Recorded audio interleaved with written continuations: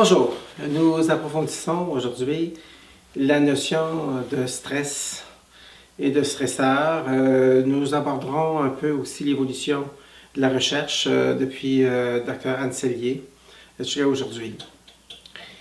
Je voudrais reprendre un peu la courbe sous forme de cloche aplatie que j'ai abordée lors du premier vidéo. Je dirais que dans la courbe, comme ça ici, à gauche, dans la partie ascendante, ce sont l'ensemble des vécus de stress adaptés.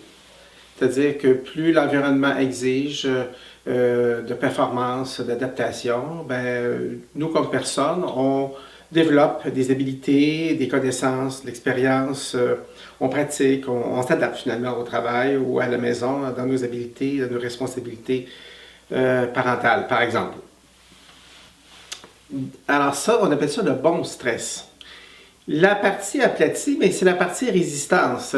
C'est soit positif ou négatif. C'est-à-dire que si le temps n'est pas trop long, on finit par trouver par obstination et par persévérance des solutions à notre problème de stress, bien, on s'en sort grandi parce qu'on retourne à la partie ascendante d'adaptation lorsqu'on parvient à s'adapter par expérience et par travail, par persévérance. Mais si dans la partie aplatie, on persévère et puis on n'arrive pas, bien là, ça bascule vers la partie descendante, la partie à droite, qu'on appelle le stress mauvais, parce que c'est un stress qui provoque une mésadaptation, dont j'ai mentionné précédemment, irritabilité, fatigue, épuisement, problèmes de mémoire, etc. Toutes sortes de maladies physiques aussi, problèmes de sommeil, problèmes de peau, problèmes cardiaques, problèmes de haute pression. Enfin, vous connaissez, je pense, que toutes les maladies associées à un trop grand stress, évidemment. Et il y a un autre genre de stress qui est l'absence de stress, justement, qui correspond exactement à ce qu'on avait parlé dans d'autres vidéos précédentes sur le site concernant le mindfulness ou la pleine conscience, où on y parvient dans des états méditatifs ou dans des moments, lors des vacances par exemple, on se retrouve sur le bord d'un lac, de la mer, et puis on est dans un état de bien-être, de satisfaction, de détente, de ressourcement, de centration particulière. On est dans une période d'absence de stress. J'aimerais approfondir la notion de stress en abordant cette fois-ci la notion de stresseur. C'est-à-dire qu'on sait qu'avec Dr. Anne Sellier, qui a surtout fait des recherches sur les rats de laboratoire, que lui est arrivé et dans son génie, dans sa science à lui de l'époque, à dire qu'il y avait une réponse non spécifique, généralisée à tous les stimulus, à tous les stresseurs finalement, confondus. Il y avait une seule réponse, il y avait une augmentation de la production des hormones de stress.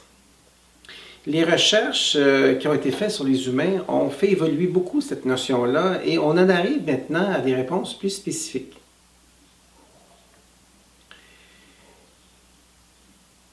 On peut dire maintenant qu'il y a des stresseurs internes, il y a des stresseurs externes par exemple.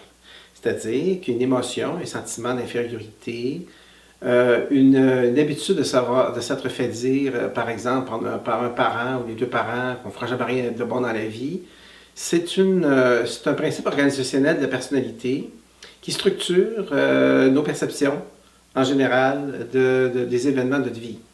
Alors, quelqu'un qui s'est fait dire, qui s'est fait encourager, dire qu'il était bon dans tout ce qu'il faisait tout au long de sa vie, c'est-à-dire tout au long de sa jeunesse, comparativement à l'autre qui s'est fait dire à plusieurs reprises qu'il était maladroit, gauche, qu'il ne ferait jamais rien de bon dans sa vie, il a intégré pas le même principe organisationnel dans sa personnalité et il réagira différemment aux différents stresseurs. Puis il y a des stresseurs externes. Comme par exemple, et là on les connaît mieux, là, le fait de prendre la parole en public, par exemple.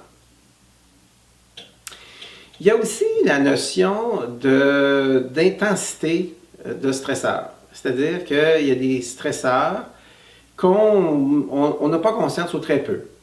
Par exemple, si on prend l'attraction gravitationnelle, l'attraction de la Terre, une secrétaire, par exemple, ou un professionnel qui est un pousseux de crayon, comme on dit populairement, il est assis toute la journée et il ressent plus ou moins l'attraction terrestre. Oui, effectivement, parce qu'il se courbe à écrire. Mais comparativement à un trapéziste qui, lui, il doit jouer avec la gravitation avec beaucoup de virtuosité, là, lui, il faut qu'il développe une adaptation beaucoup plus grande et ça devient un stresseur de moyenne intensité. Par exemple, la plupart de nos difficultés d'adaptation qui peuvent risquer de nous déstabiliser au niveau du stress, ce sont des stresseurs de moyenne intensité. Et il y a évidemment des stresseurs de trop grande intensité. Par exemple, si l'organisme est confronté à l'absorption d'un poison qui peut nous faire mourir, poison mortel, ben on va mourir, on ne sera pas capable de s'adapter à ça. Ou bien quelqu'un qui reçoit une balle dans les poumons. Il est possible que la personne en décède. Ou encore des radiations radioactives. Là, lors de l'explosion d'une centrale nucléaire, par exemple, comme au Japon, il y a eu il y a 1 an ou 2. Donc, il y a une notion de continuum des stresseurs.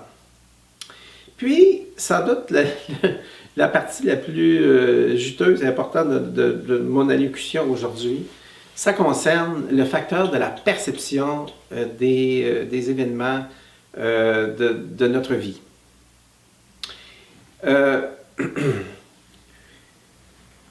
Le docteur Seligman, par exemple, va dire qu'il a fait des recherches, lui, sur les gens qui perçoivent positivement les événements de la vie.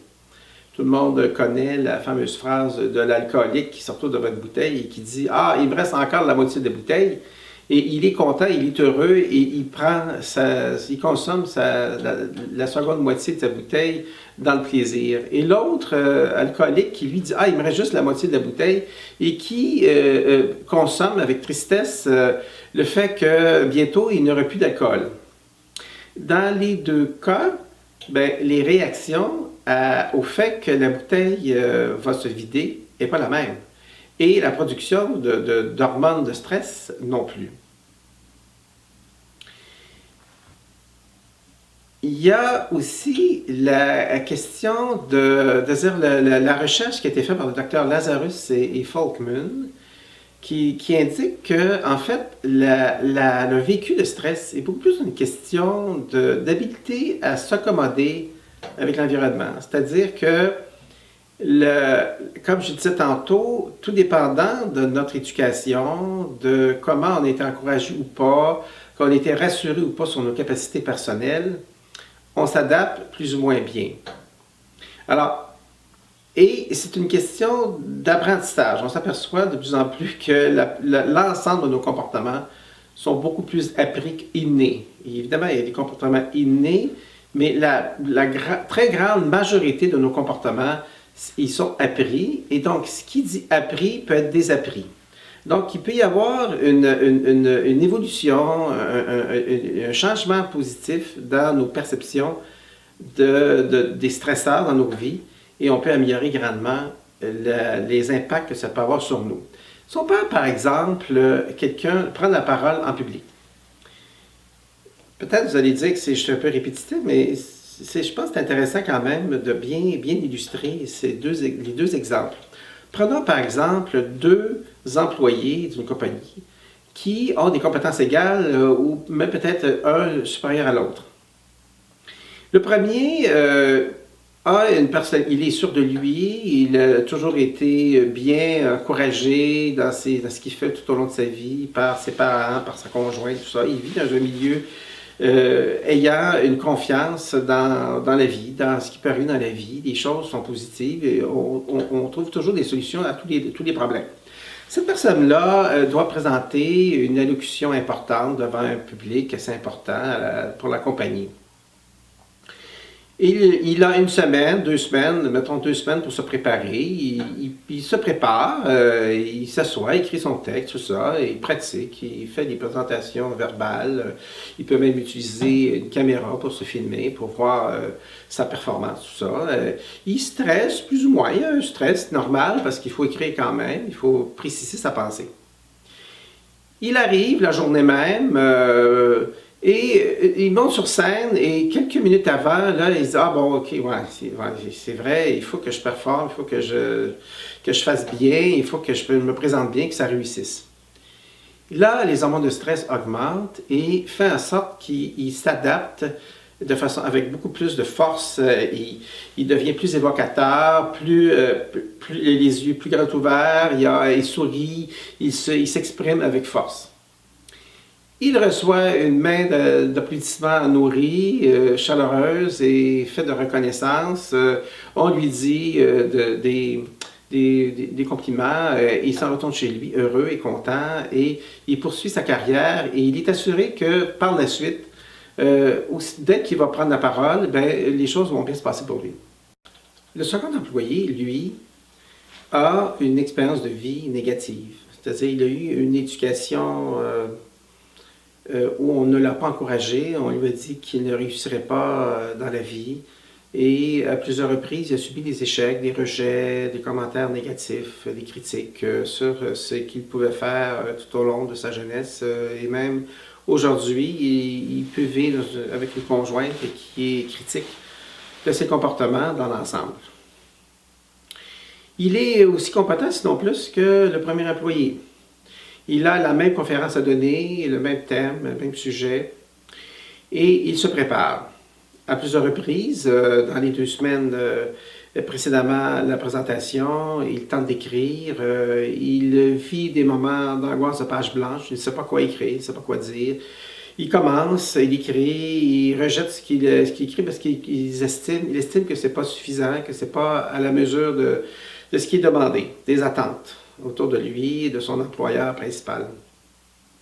Alors, il fige, il panique à plusieurs reprises, il est obligé de questionner des gens autour de lui pour s'assurer que ce qu'il dit, c'est convenable ou pas. Il finit par écrire, avec beaucoup d'inhibition, un texte. Qui est en soi, reçoit des commentaires positifs des gens qui ont pu lire son texte. Mais lui, il croit plus ou moins ce qu'on lui dit. Il est assuré qu'il n'est pas suffisant à la tâche. Il se rend à la conférence, il monte sur scène, et là, il regarde, il voit à peine le public, tellement il est là, et visuellement, il regarde le public, il voit les gens, mais il ne les voit pas, tellement il est sur le stress, il est submergé par des angoisses, par des hormones de stress, dis-je. Et au moment où de prendre la parole, il fige. Pas un mot sort. C'est un échec total. C'est un sentiment de honte profond. Et il est obligé de quitter la scène avec un sentiment de gêne qu'on peut imaginer extrême. Quelques jours plus tard, il donne sa démission parce que dans son emploi, il doit prendre la parole à l'occasion et il vit un désespoir, un découragement total à ses capacités d'adaptation éventuelle pour la suite. On voit dans les deux cas que c'est une question de perception et d'apprentissage. Comme j'ai dit tantôt, que ces comportements-là de perception du stresseur anxiogène ou pas, menaçant ou pas, dépend de l'éducation et de son histoire personnelle. Pourtant, dans les deux cas, les gens sont en compétence égale, sinon plus, pour celui qui a vécu l'échec. Donc, c'est vraiment le facteur perceptuel, de perception du stresseur est au centre de toute la dynamique de stress. Je m'arrête là-dessus. Nous continuerons avec d'autres vidéos concernant des aspects plus spécifiques du stress. Alors, je vous donne rendez-vous à la prochaine vidéo. Allez, au revoir.